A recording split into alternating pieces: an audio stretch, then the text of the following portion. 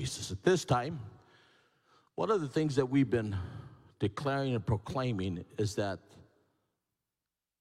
God's kingdom to advance in the earth is going to take wealth. Somebody say wealth. How many could use some wealth in your life? Everybody says yes. Every ministry that doesn't have money is one of the biggest strongholds, the biggest oppressions, the biggest disappointment, because there ain't money to do what God's called you to do. God's getting ready to break that, but we got to get away from a wrong prosperity message and get into a kingdom message of how he operates prosperity. Hallelujah. A kingdom economics. So I asked Dr. Baker to come and share on that. She's going to share. Let's welcome Dr. Baker as she comes and ministers to that. Dr. Baker, come on up. Hallelujah.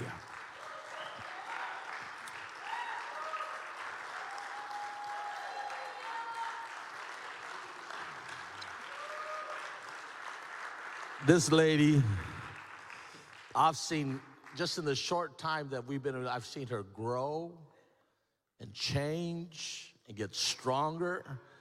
And man, she does great as long as she don't slap me. Hallelujah. Amen. She's all right. Hallelujah. Sweeter. Okay, sweeter. Words of confession. Hallelujah. Amen.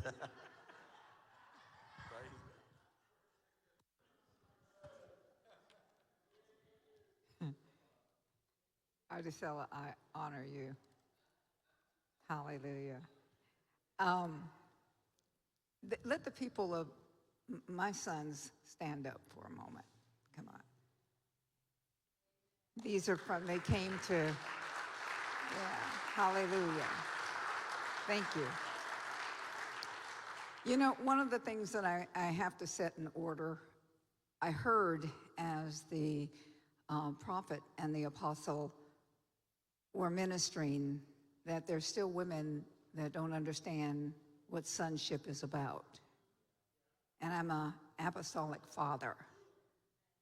I may be in a woman's body, but you see, the apostles, prophets, evangelists, pastors, and teachers, they're all father gifts. We're all supposed to father. And there is a mother part too, all right? Having that heart of who God is coming out of you, but also having the breast of that love, and that feeds is the other part. And one of the things that we have to remember is this: we cannot leopardize, now that's my own word, we cannot leopardize the body by taking away the parts that are necessary for the kingdom of God. All right? Fathership, which is sonship, all of this is important. Faith is important. Health is important. All of these things are. But one of the things that we've allowed ignorantly, because we weren't willing to fight and be different. Now, let me share something with you. I'm going to minister for about 20 minutes today and release some things about the difference between prosperity, riches, and wealth. Okay? And you're going to get the opportunity to make some trades. Trade what it is that you work for, what you labored for, what you atomized for. See, I like new words that I make up. And transfer them and take what God has for you. Now, just because there's some babies that need to be thrown out with the bathwater, okay? There's some things that we've received that need to be thrown out. The water needs to be thrown out. The baby needs to be thrown out. Every bit of it needs to be thrown out. We need to discard it. But I'm going to go to Psalms 34. And verse 7. The angel of the Lord, and I'll exegete some of this tomorrow, or when Apostle Barry comes forth, he'll exegete some of it for me. At any rate, the angel of the Lord encamps around them that fear him and delivers them. Oh, taste and see that the Lord good. Blessed the man that trust in the Lord. Oh, fear the Lord, you his saints. There's no lack to those that fear him. He goes on to say, the young lions do suffer and do lack and suffer hunger, but they that seek the Lord shall not want any good.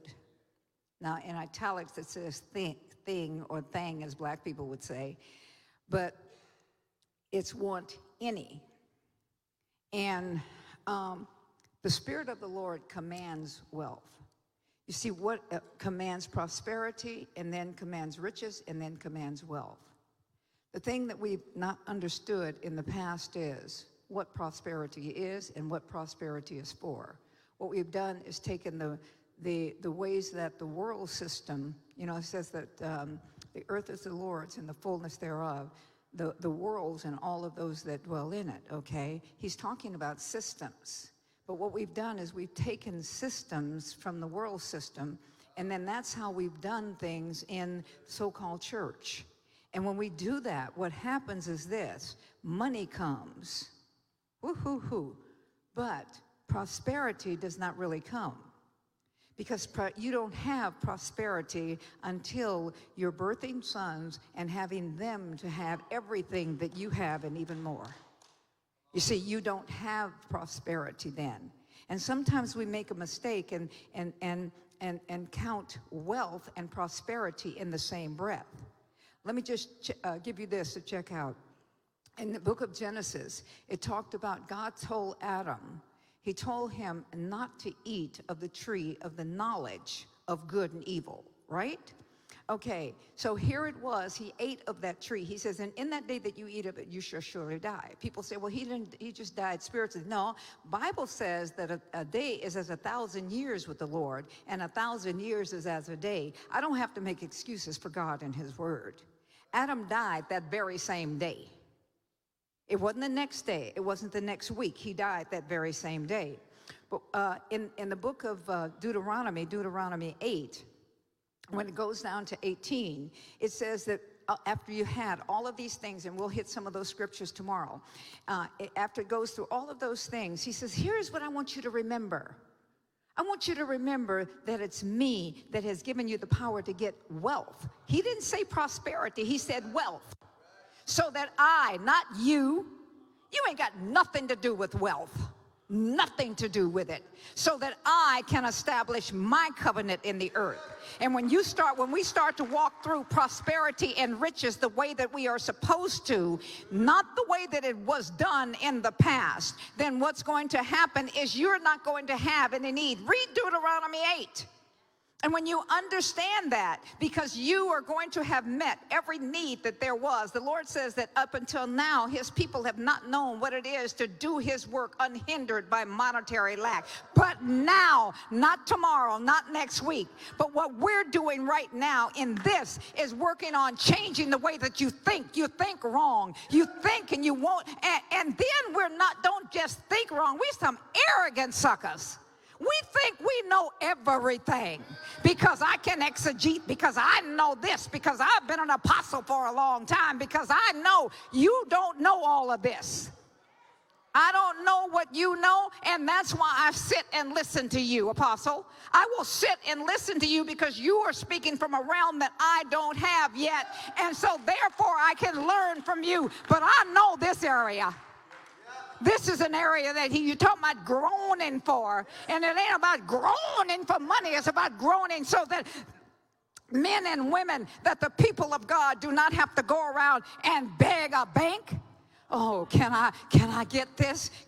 God told me to do this. Would you let me do it? Would you give me the money to do it? No.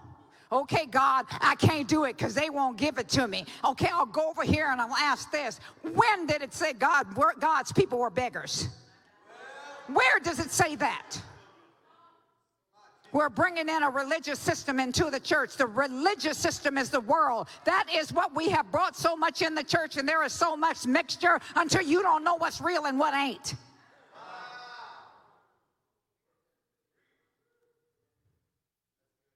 People are stingy.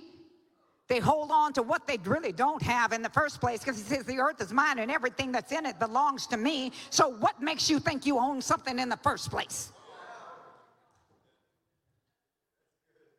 You don't own your breath.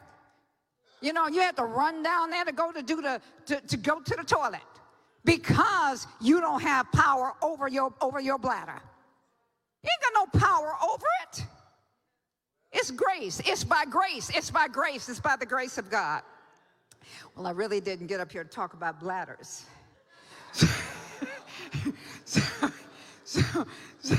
So what? But what I do want to talk about is this. I want you to understand this. When we talk about prosperity in Love and Unity, I don't know what anybody else does. We're not talking about the way that prosperity was done before. I gave this analogy before, and it bears giving again. Many people in the church, and I believe good-hearted people, whatever, but they were still ignorant and immature. They were technons in this area, but they sounded like they were weosis, okay? And they sounded like they were mature. Why? Because you could see what they had. And what God said was this, as I was meditating on this and moaning about this and saying, why do you give me a message, that, I want them sweet messages, like, because I'm sweet, I want them sweet messages so that my brother don't have to call and say, sister. He don't have to call, and say that. But okay, this is what he showed me. This is what he opened up. He said this. He says, those that have had what they called a prosperity message, those that have been entrusted to these things, what it was is that you see like a big, I see this yellow raft. Everybody seen one of those like they have outside in kids toy type thing? And they're in that, and the water is there where the word is, right? The water is there where the word is, where this is concerned. And they have their boats and their houses and their planes and their trains and whatever else it is. And they're playing around in this, and they're passing it one to another. But it never gets out.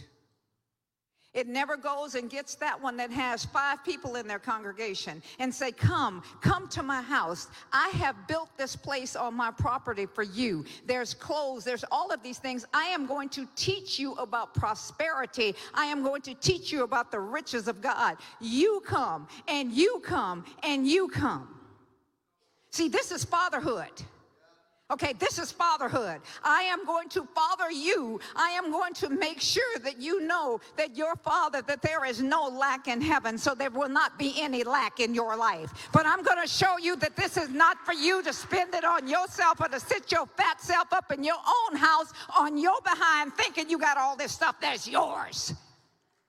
But I'm going to let you know to hold it lightly, because it means nothing other than it is a tool. The plane is a tool, but it's a tool for the body. It's a tool for the kingdom of God. Your planes, your trains, your boats, all of these things is for that. That's the purpose of it. You've lost the purpose. And he says, here it is. They've been playing around that they were children in this. And there was a pool and an ocean, all of this, all of these other people where the word was deeper about this. He says, but what I'm doing is I'm bringing forth a people now that will understand what prosperity is for and what riches is for. And they will use, just like miracle signs and wonders will take place here tonight. In fact, some of them are already taking place. Faith will be used. Healing will start to manifest. Everything that is needed will happen to you. Because why? Because you're a kingdom citizen, and you'll recognize that everything that the king owns, you won't do. And you own it for the kingdom purpose, so that the world can see the love and the unity of one another, where there will be buildings and there will be towns and there will be things that will say, what's the name of that place? That's Kingdom House. That's Kingdom Place. That's the Kingdom of God place. That's Kingdom Thing. That's Kingdom Thing. Well, who owns it? I don't know. Well, whose name is on it? I don't know. It's just them Kingdom of God people. Why? Because they've done it together. They didn't do it apart. And it's not about your name. It is not about your name, so that the God of more than enough, so that the God of astounding and love and unity will come forth and manifest. Why do we give? Why do we release? We exchange your ignorance for his wisdom. It's an exchange. I'm not telling you to come and bring an offering. I'm telling you to release what's in yours so that you can receive what he has for you. Yeah, you're going to receive. I mean, you ain't got enough to do everything you want to do anyway. It's an opportunity to sow into what you think is worthwhile, the kingdom of God. You can get up and start anytime you want to. It's all good. See? But I'm going to teach, we're going to be teaching on this. We're going to be bringing this thing forth so that you can understand why he has put certain things in your hands and in your pockets and in your checkbooks. Why do I have it in my checkbook? Why do I have these hundreds of dollars or these couple of dollars or these thousands of dollars? Why do I have them? God, what's the assignment for them? If the money you have does not have an assignment, a kingdom assignment. I'm sowing into why do we do what we do? I'm sowing into, and that word sow is so something will grow from it. I'm a seed into that. So I give you the opportunity to be able to do that here at Love and Unity. We don't beg nobody for nothing. Anytime during the thing, you can go to the website, you on Facebook, or even here, www.love-unity.org, right? .com. Oh, I get it right? See, that's because I'm a part of it. It would really be bad if I was a senior council person and didn't do that. So do you understand? Is this making any sense to any of you? I want God to prick your heart so that you can understand that prosperity and riches and wealth are for different reasons. You see, because when the wealth comes, you will not have to even be a steward over that, because it has nothing to do with you. You know that I mentioned the tree? Remember I mentioned the tree? Okay, and in the tree, he said this. He says the wealth, I told you that I wanted to establish my covenant. I don't want man's thoughts on my wealth at all. See, so what Adam did in the garden when he ate of that tree of the knowledge of good and evil, we're going to see something different when the wealth of God comes, because you won't even want to touch it. You won't want to eat. You will not want to eat of it. Why? Because he has supplied so good for you. Psalms 23 says, the Lord is my shepherd and I shall not want. He says, I supply all your need according to my riches and glory by Christ Jesus. So if he supplied everything, when he puts the wealth in your hands, all you got to do is pass it through. All you are is a pass through. That's what Deuteronomy 8:18 says. That's what Deuteronomy 8 is talking about. My God, my God, my God. It's an opportunity. We get the opportunity. I get the blessings. I get the opportunity to be able to release. It's an opportunity. It's a privilege. It's an honor to be able to give. It's an honor to be able to release. And so I thank God for that. I went over my 20 minutes, didn't I? Hallelujah. I know you use it all the time.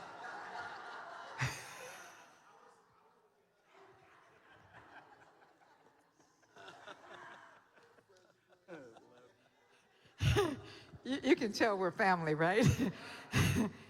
Okay, Apostle Eddie, you can come forth now.